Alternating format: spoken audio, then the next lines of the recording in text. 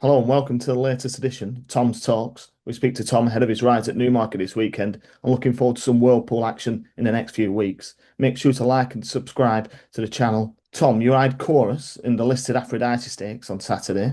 And she's been running well recently, finished third in the last two starts, chasing on Estranged, and then was third at Sean T last time. How do you think she'll get on Saturday? Yeah, look, hopeful for a big run from her. Like you say, she's been running really well consistently. I thought in France she was probably unfortunate the ground really dried up that weekend because they'd had a bit of rain and then it was super hot, and it probably made the difference between getting ahead in front and not. Look, whether the ground's going to be much easier at the weekend, I don't know. But we're due a little bit of rain, and obviously Newmarket did a fantastic job of the track. So any sort of bit of forgiveness in the surface should help her, and she's a filly in form. So I think that's sort of plenty to count towards her chances. You've got a few rides on Saturday. What do you think your best chance of a winner is? Um, I sort of thought Another Abbot and also Tim Easterby's horse were the two sort of pin-up horses for the day, apart from Chorus. They both won on their last start.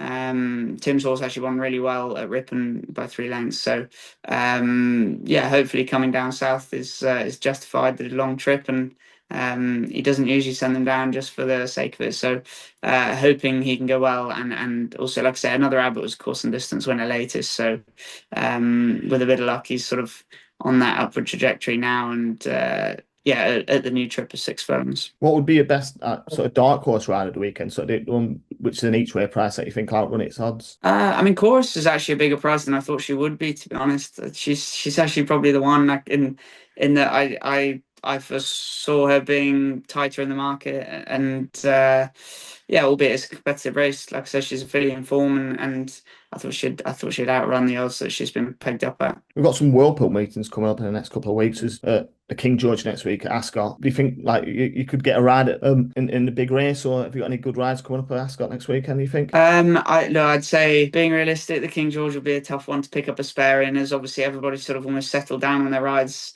at those middle distance horses. So I'd say unlikely, but you never know.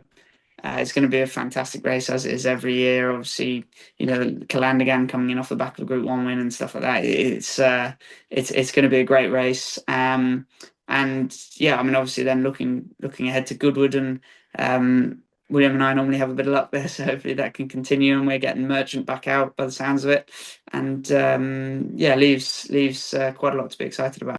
It brought the other day the news that you've landed an exciting ride in Docklands in the Sussex Stakes. You must be looking forward to riding him. Yeah, massively so. Obviously, it's going to be probably the race of the meeting, sadly. But look, he's a Queen Anne winner on his latest start. He's in fantastic nick. I actually rode him yesterday in the morning, and he felt great. So look, he's obviously a horse that absolutely loves Ascot, and hopefully he can translate that top form onto another track, which isn't definitely isn't impossible.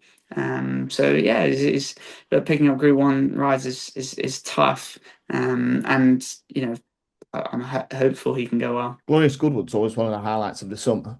And what's your thoughts on the festival? You think you like riding at Goodwood? Is there anything where you should ride it differently? And what's on the track and the festival itself? Yeah, to be honest with you, it's one of my favourite places to ride and be as well.